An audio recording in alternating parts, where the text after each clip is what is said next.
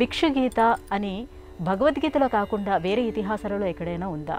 భిక్షుగీత ఎటువంటి సందేశాన్ని ఇస్తుంది? భిక్షుగీత శ్రీమద్ భాగవతంలో రుద్రగీత మరి ఒకటి ఉంది, రుద్రగీత. అది కాకుండా భిక్షుగీత అని మరి ఒక గీత అనేది కూడా ఉంది. వెరసి మొత్తం మీద భారతంలో భాగవతంలో 21 గీతా శాస్త్రాలు మనకు లభిస్తూ ఉంటాయి. గీత అనగానే వాక్యము అని అర్థం, ప్రమాణమైనటువంటి వాక్యము అని రెండవ అర్థం, వివేచనాత్మకమైన యోగపూర్వకమైన దైవజ్ఞానాన్ని అందించేటటువంటి వాక్యం అని విస్తృతార్థం. పూర్వం ఉద్ధవుడు కృష్ణ పరమాత్ముడిని బ్రహ్మజ్ఞానం గురించి ప్రశ్న చేశాడు. ఉద్ధవుడు బ్రహ్మజ్ఞానం అంటే ఏమిటి అంటూ ప్రశ్నించగా శ్రీమద్భాగవతంలో 11వ స్కంధము 11వ స్కంధములో సాక్షాత్ కృష్ణ పరమాత్ముడు ఉద్ధవుడికి చెప్పిన ఒకానొక కథలో అంతర్భాగం భిక్షుగీత. అవంతి దేశంలో ఒకానొక వ్యక్తి జ్ఞానం పెంచుకున్నాడు, ఆలోచనలు పెరిగాయి, శరీరం పట్ల మమకారం తొలగిపోయింది. ఇల్లాలు ఏ పని చెప్పినా చేసేవాడు, ప్రతిస్పందించేవాడు కాడు.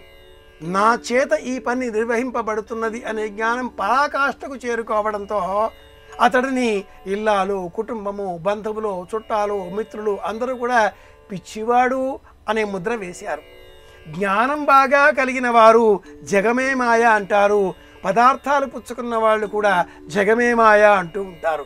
అది ఎలాగో ఈ అవంతి నగరంలో ఉండేటటువంటి ఈ గృహస్థును చూచి చుట్టుపక్కల వాళ్ళంతా కూడా ఇతడు ఏదో పిచ్చివాడు అనుకుంటూ అతడిని రాళ్లతో కొట్టి హింసించారు. అతడు శరీరానికి ఈ రాళ్ళు తాకిడి కానీ నాకు కాదు అంటూ ఒకానొక అలౌకిక ఆనందంలో ఉన్నాడు. పరమహంసకు కూడా అందనటువంటి పరమోత్తమమైనటువంటి స్థితి ఇది. అలా వివరిస్తూ కృష్ణ పరమాత్ముడు ఉద్ధవునకు నేను నాది అనే మమకారాన్ని విడిచిపెట్టాలి, ఈ దేహంలో ఉన్నది నేను, దేహం నేను కాదు అనే జ్ఞానం పొందే నిమిత్తమై ఆ అవంతి నగరంలో ఉండే భిక్షకుడి యొక్క పూర్వ వృత్తాంతం ఇది అంటూ వివరించాడు. కనుక ఈ వృత్తాంతం భాగవతంలో ఉన్నది, 11వ స్కంధములో ఉన్నది. చదివినట్లయితే పరమాత్మ తత్వం అంటే ఏమిటో సుబోధకమవుతుంది. విగ్రహాన్ని అర్చించడంలో ప్రాథమికంగా ఒక బొమ్మ, ఒక విగ్రహం, అరటిపళ్ళు, కొబ్బరికాయలు, నైవేద్యాలు, అలాగే అగరొత్తులు, ఇదంతా కూడా లౌకికం. దైవం ఈ విగ్రహంలో ఎంత ఉన్నదో లోకంలో కూడా అంత ఉన్నది. నాలోనూ మీలోనూ ప్రపంచమంతా కూడాను ఉన్న ఒకానొక అద్వితీయమైనటువంటి శక్తి దైవం. ఆ శక్తి కారణంగానే ఈ దేహం తన విధులను అనుసరిస్తున్నది అనే జ్ఞానం కలగడమే వేదాంతం. ఆ వేదాంతం కలిగిన వారు ఈ వృత్తాంతంలో అవంతి నగరంలో ఉన్న ఆ భిక్షకుడు ఇలా పూర్తి చేస్తాడు పరమాత్మ.